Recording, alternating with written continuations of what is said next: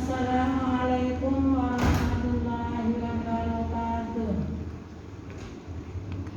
Anak-anak sekalian kelas 9A, B, C, D, E sampai dengan F, serta anak-anak sekalian kelas 8, D, E, F, G. Ulangi, anak-anak kelas 8 D, E, F, G rahimakumullah. Sebelum kita bersama lanjutkan pembelajaran hari ini, terlebih dahulu kita berdoa bersama-sama dengan membaca surat Al-Fatihah bersama-sama. Ayo. A'udzu billahi minasy syaithanir rajim. Bismillahirrahmanirrahim. Alhamdulillahi rabbil alamin. Ar-Rahmanir-Rahim. Maliki yaumiddin. Iyyaka na'budu wa iyyaka nasta'in. Ihdinas siratal mustaqim. Siratal ladzina an'amta 'alaihim ghairil maghdubi 'alaihim waladdallin. Rabbighfirli wa liwalidayya wa lil mu'minina amin. Anak-anak sekalian kelas 9A sampai dengan F, kelas 8D sampai dengan D. Secara kebetulan kalian di kelas bawahnya kemarin, di kelas 7 maupun 8-nya belum pernah tatap muka pembelajaran dengan saya. Untuk itu kemungkinan besar kalian sudah ada yang kenal dengan saya. Saya Haja Fadriyah. Mau tahu alamatnya? Saya di Komplek Perguruan Darul Qur'an Darul Ulum di sebelah utara Mampang Tiarajaya, tepatnya di RT 2 RW 2 Kedung. Kalian selama di SMP 2 tatap muka dengan saya pembelajaran baru kali ini. Tadi kegiatan pembelajaran kita awali dengan membaca surat Al-Fatihah. Kemudian di akhir surat Al-Fatihah saya sertakan Rabbighfirli wa liwalidayya wa lil mu'minina amin. Rabbighfirli wa liwalidayya wa lil mu'minina amin. Itu bukan ayat surat Al-Fatihah, melainkan doa. Tadi saya di awal sudah mengajak kepada kalian untuk berdoa dengan surat Al-Fatihah yang kemudian diakhiri dengan Rabbighfirli wa liwalidayya wa lil mu'minina amin. Anak-anak sekalian rahimakumullah, ada yang tahu arti Rabbighfirli wa liwalidayya wa lil mu'minina? Kemungkinan sudah ada yang tahu, kemungkinan sudah tahu tapi lupa, kemungkinan antara tahu dan tidak.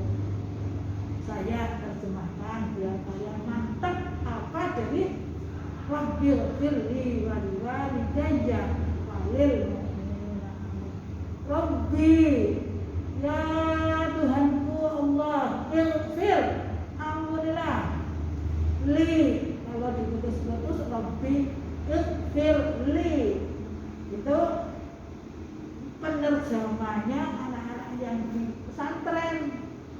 putus-putus kata per kata, kalau langsung ya Allah ampunilah dosaku, waghfirli waliwalidayya dan kedua orang tuaku. My parents, kedua orang tuaku.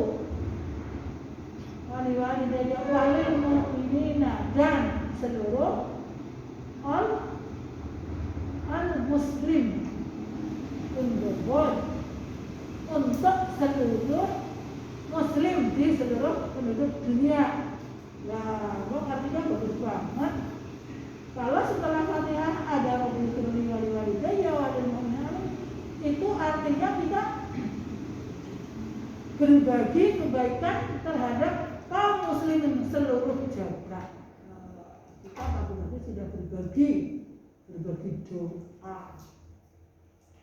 Puncak dari sebuah kerinduan itu berbagi doa. Kata budayawan itu apa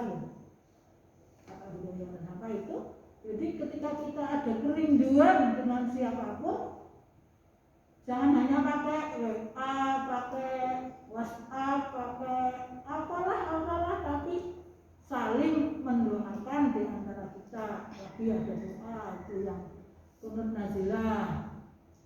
Allahumma kshif 'anna minal bala'i wal wada'i wal amradi wad dhammi ma la yakshif ghairuk. Kalau pagi-pagi sholat subuh, kunut di tengah-tengah kunutnya ada kunut nazilah. Kunut yang dibaca oleh Rasulullah di saat dulu kala ada wabah.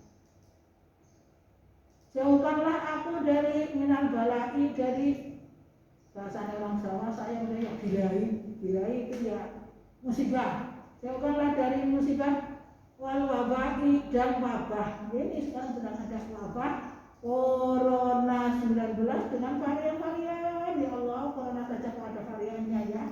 Jangan satu saja kualan bervariasi.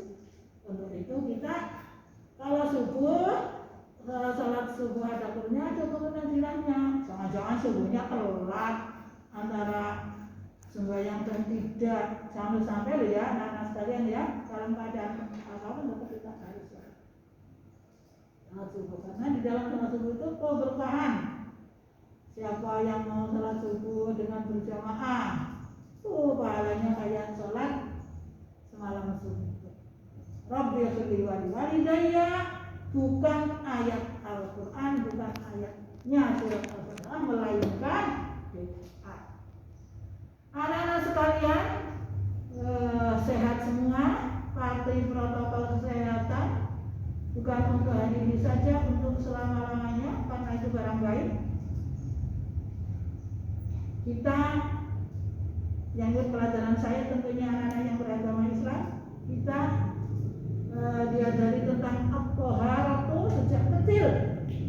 Di dalam taharah itu menyangkut di dalamnya kebersihan. Di dalam taharah itu di dalamnya tentang kebersihan, di mana kebersihan itu ya bagian dari berbicara, bukan bagian dari di kesehatan. Di taharah itu berbicara tentang teori kesehatan.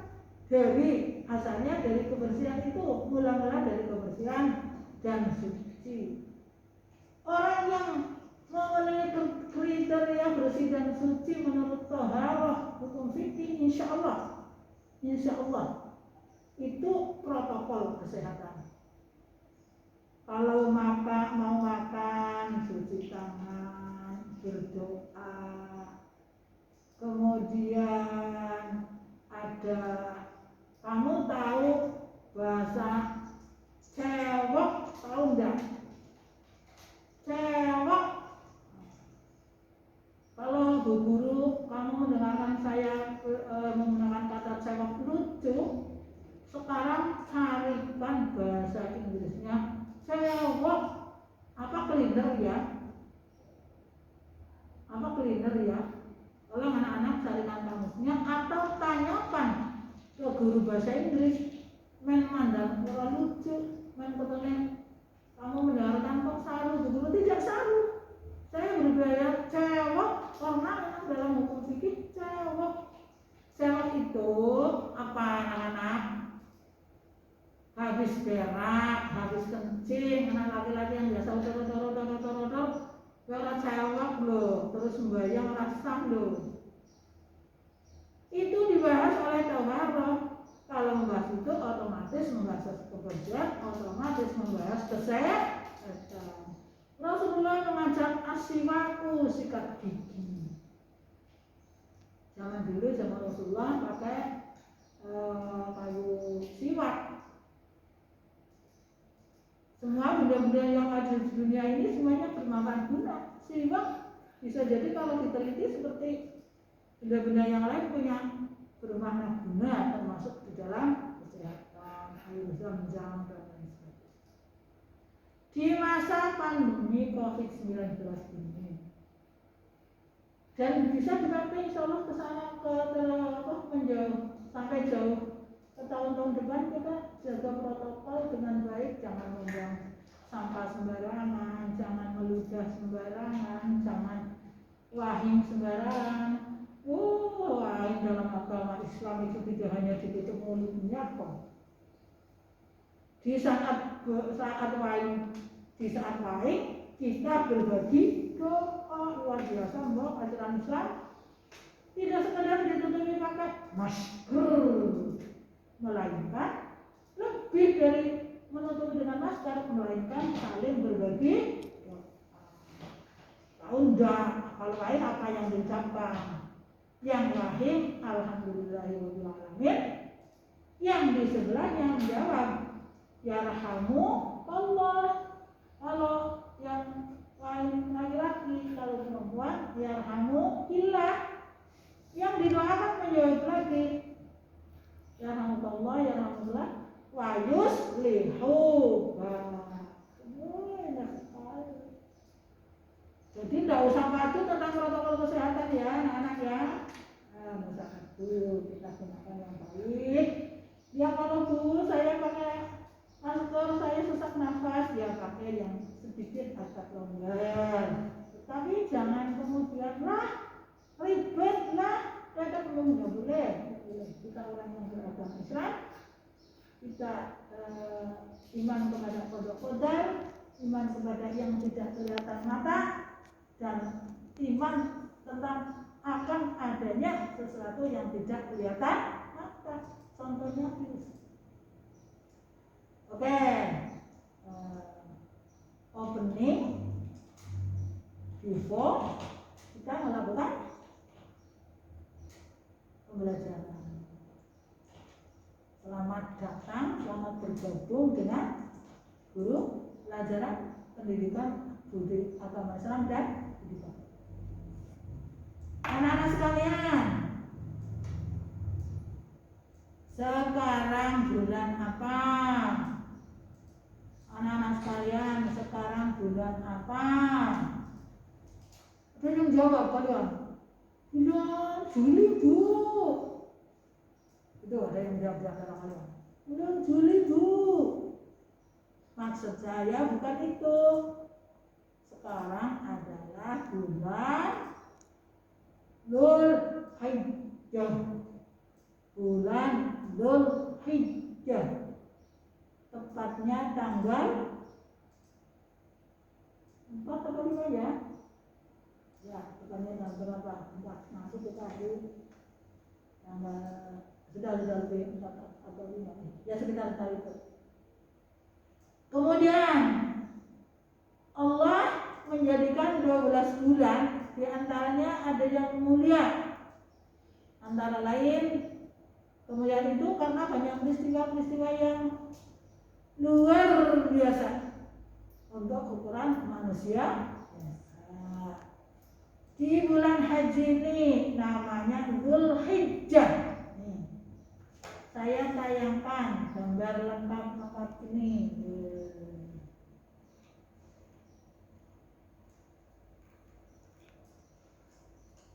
Nah, ini saya tayangkan gambar lengkap ini.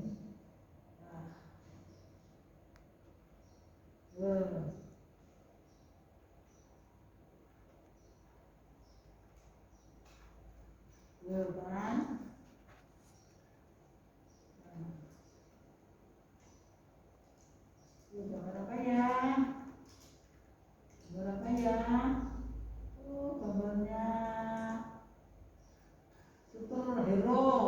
Makram ya, Al-Bojo.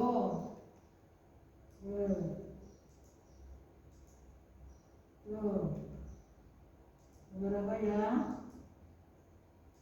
Berapa ya ini? Ini kok ada kobongnya ya? Ini apa ya? Nanti komentari cewek aja. Ini apa? Ini apa? Ini siapa? Cantik sekali. Your mother? It is your mother? It is picture your mother and your brother. Very beautiful and very beautiful. Gurumu yang sedang ada kamu tidak semacam ini dia. Gurumu itu sudah all. 50 each tahun. 50 each tahun. 59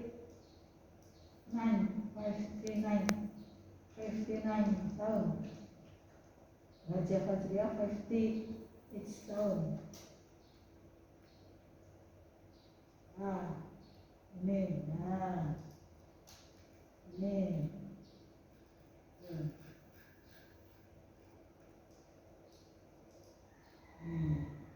Ini kamu perhatikan.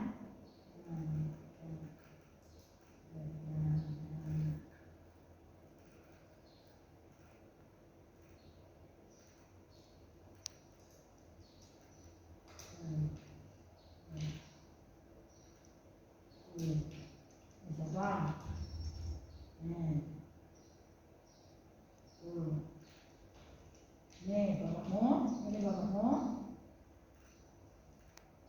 Ini secara biologi ini jeronek doang, ini sekali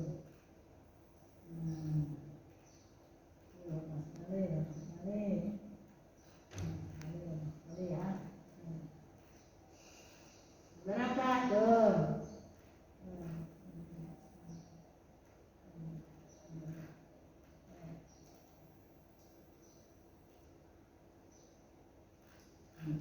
Bukan.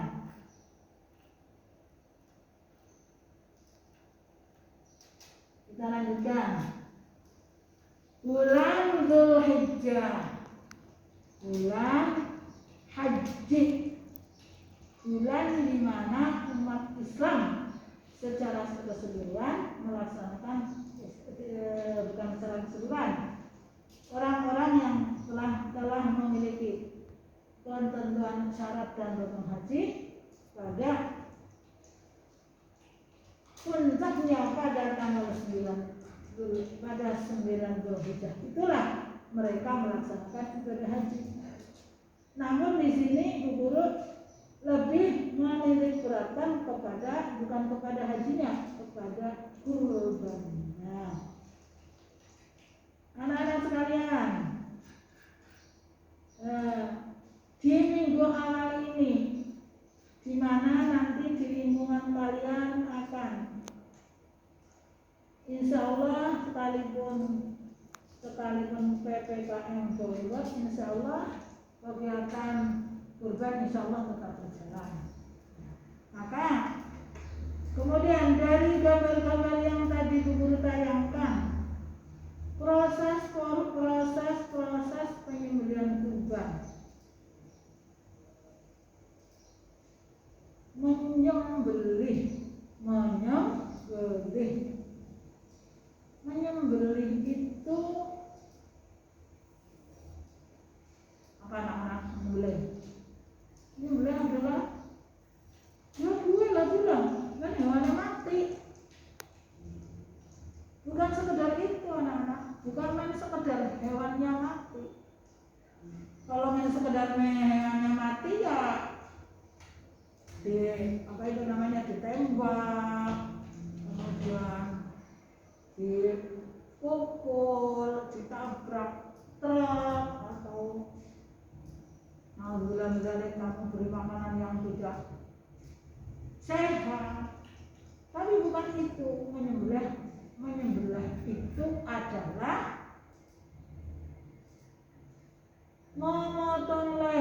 binatang hewan halal dengan ketentuan-ketentuan syariat untuk mendapatkan daging yang halal.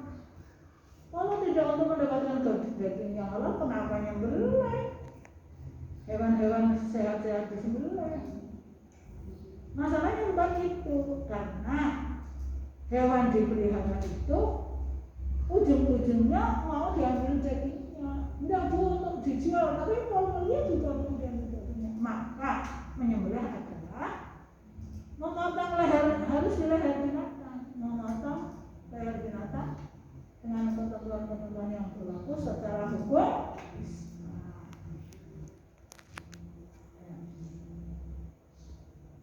Kemudian anak sekalian, di masa pandemi COVID-19 ini semuanya dibatasi. Tapi ibadah itu tidak boleh dibatasi. Yang dibatasi itu kerumunnya, bukan ibadahnya. Contohnya begini, ada puasa Senin Kemis di corona, itu namanya membatasi ibadah. Enggak, puasa Senin Kemis wani, stay at home, tinggal di rumah, itu sangat boleh, sangat boleh. Kemudian sedekah, ada sedekah lagi corona, PPKM dulu, salah. Saya kemarin dengan komunitas guru ini tidak apa ya istilahnya, tidak pamer, karena saya di rumah juga anggota masyarakat. Saya Sabtu jam 5 sore yang lalu, saya ikut mbak-mbak pondok Darulullah membagi sekedar lauk ke masyarakat alun-alun Sidalia yang terdampak, jualannya terdampak PPKM. Kalau saya orang tahu-tahunya beda tahu. Maka ibadah di saat PPKM tidak boleh dikurangi, apalagi di stop. Yang di stop itu kerumunnya. Ya anak-anak sekalian, kembali ke orang, sedekah orang tapi kerumunnya iya. Iya. Kok bijinya 0 minggu ya. Kerumunnya iya, sedekah adalah orang sehat ya jangan. Berbagi dengan tetangga. Kemarin saya juga barusan dengan komunitas juga ibu-ibu lingkungan saya.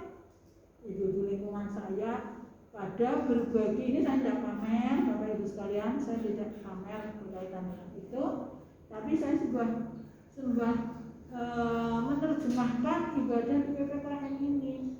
Saya dengan komunitas ibu-ibu guru di lingkungan saya, ya mohon maaf dengan ibu-ibu guru Darul Ulum kemarin silaturahim dengan jaga jarak ke orang-orang yang isoman di lingkungan kami. Yaitu seumur umur saya baru melakukan silaturahim kepada dulur-dulur saya, dulur-dulurnya dulur dan dulur-dulur kalian semua, dulur-dulur setanah air yang isoman. Saya terlalu dari kejauhan, hanya di halaman. Saya bawa beras, bawa telur, bawa sarimi, bawa sambal. Nah, ini maksudnya di masa PPKM, apalagi di masa PPKM darurat ini, ibadah tetap tidak dibatasi. Justru ayo, salat duha ya anak-anak ya. Saya belum menyampaikan pesan tentang salat duha ini baru ini karena kebetulan sedang bulan Dzulhijjah ada gitu. Ayo kita berbagi di bulan kurban ini, bulan mulia ini. Nah, ini contohnya orang-orang yang sedang berkurban. Ada serapan dari kurban pakai dalam bahasa dalam bahasa Al-Quran, kemudian diterjemahkan oleh orang Indonesia kurban pakai K, kurban. Saya selalu berkurban perasaan, kurban perasaan. Rasanya bersiwut, jadi kurban-kurban, nah rasanya ya. Jadi tidak punya rasa loh, bahaya loh, tidak punya rasa. Lalu tidak bisa merasakan rasa pedas, bisa merasakan rasa asam. Oh itu apa itu tanda-tanda COVID, bahaya loh. Nah, jangan suka ngomong beban perasaan lo ya, kalau beban berbagi dengan lingkungan. Anak-anak sekalian, gambar tampilan-tampilan yang ada ini Bu Guru sengaja di awal perjumpaan pembelajaran ini Bu Guru menyampaikan tentang kurban, karena nanti kalian akan menemukan di lingkungan kalian. Untuk itu di akhir pertemuan Bu Guru ini, anak-anak sekalian, dari tayangan-tayangan yang sudah ada tadi, kalian saya beri tugas. Ya, kalian saya beri tugas. Ya, apa tugasnya? Ayo tugasnya apa? Tugasnya apa? Tuh banyak sekali tuh. Karena aku sudah tahu kalau nanti kamu akan mudah carinya, maka saya tambah. Ini yang tadi.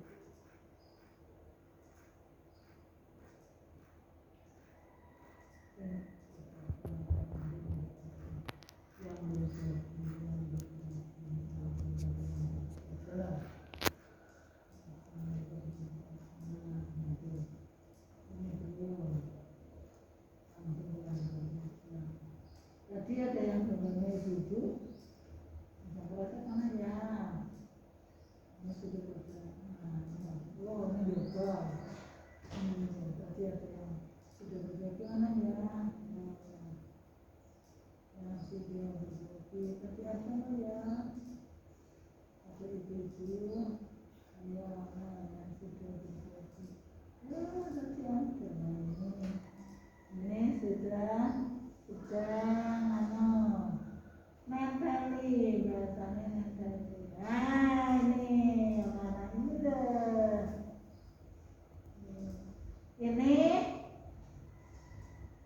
Ini emak-emak, ini mbah-mbah.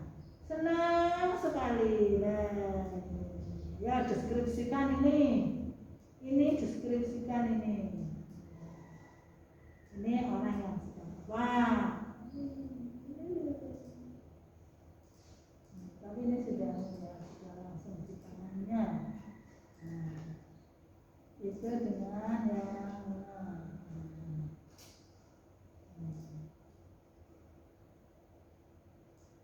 ini ya itu yang ya nanti deskripsikan.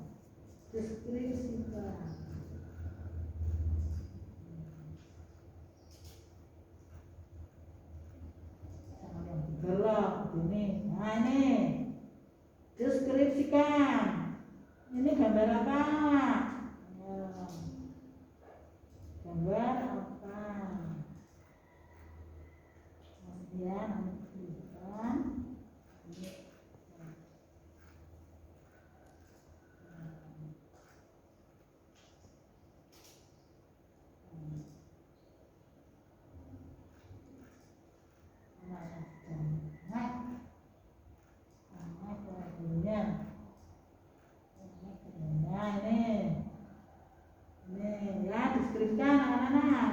Deskripsikan dengan tadi yang mak dan bangga bawa kresek, deskripsikan ya. Deskripsikan nanti mengumpulkannya kalau sudah banyak tugas boleh, kalau 2 atau 3 tugas baru dikumpulkan boleh. Ini minggu pertama saya masuk tugas ya, mendeskripsikan gambar ini dan mendeskripsikan ibu-ibu yang tadi